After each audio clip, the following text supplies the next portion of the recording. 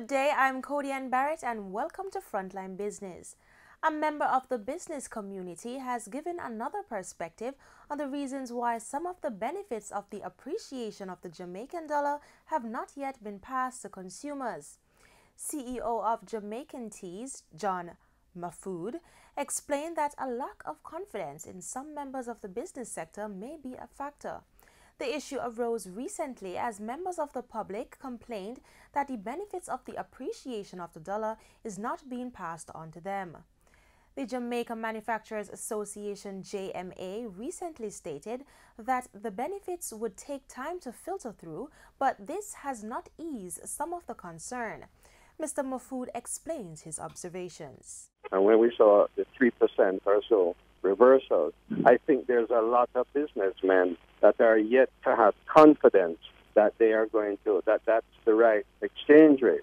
And they're even thinking about when the dollar was at 129, 130, the DOJ said the dollar was fairly valued.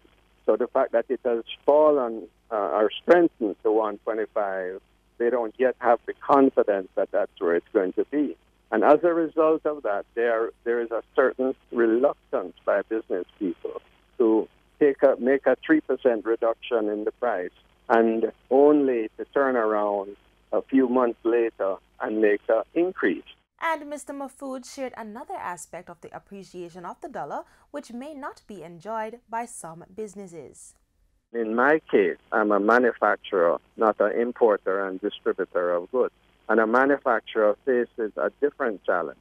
While somebody who imports soap, for argument's sake, and puts on a profit and sells it, when the dollar strengthens as it has, there is an immediate savings that can be passed on.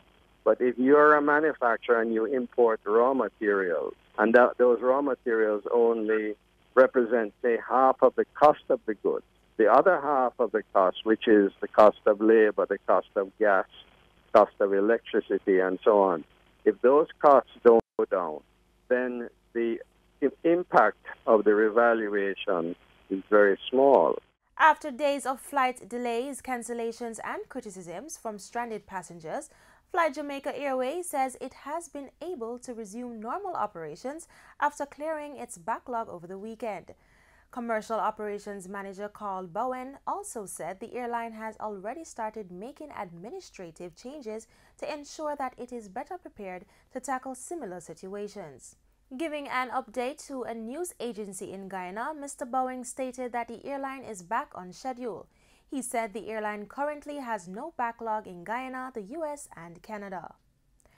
Seprod says it has incorporated Musson Holdings and its subsidiaries into the Seprod Group. This was done with the shares of Mussons transferred at a normal cost on January 1. The move is the consummation of a 2-year plan in which Seprod acquired the dairy operations to significantly expand its suite of milk-based products and broaden its region export markets.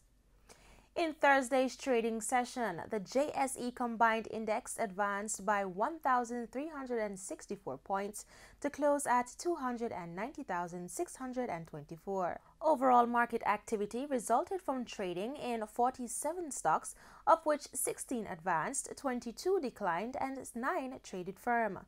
The Junior Market Index declined by 4 points to close at 2,698. Among the winners were Berger Paints, Caribbean Cement, Caribbean Producers, Carreras, and Phosphorich. Stocks declined for 1834 Investments, Barita Investments, Caribbean Cream, Dolphin Cove, and Express Catering. Stocks traded firm for AMG Packaging and Paper, Cable and Wireless, Epley Limited, Jamaica Public Service, and Jamaica Teas. Wasinco Group was the volume leader with over 1 million units, followed by Victoria Mutual Investments with 893,653 units and Jamaica Broilers with 750,362 units. On the foreign exchange market, $124.80 is the average selling rate for the American currency. The Canadian dollar is being sold for $100.22, while it's costing $171.17 for the pound sterling and $155.12 for the euro. News in oil. Oil slipped towards $69 a barrel on Thursday, weighed down by a reported rise in U.S. fuel stocks and expectations that OPEC-led efforts to boost prices by cutting output will increase supply from the United States and other rivals.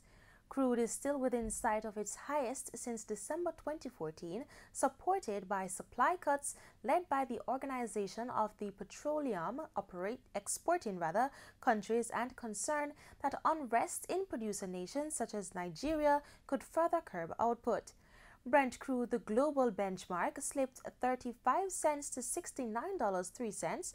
On Monday, it touched $70.37, the highest since December 2014.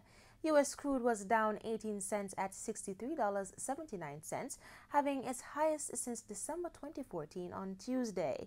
And that's it for Frontline Business. I'm Cody Ann Barrett. Regional stories are next after the break.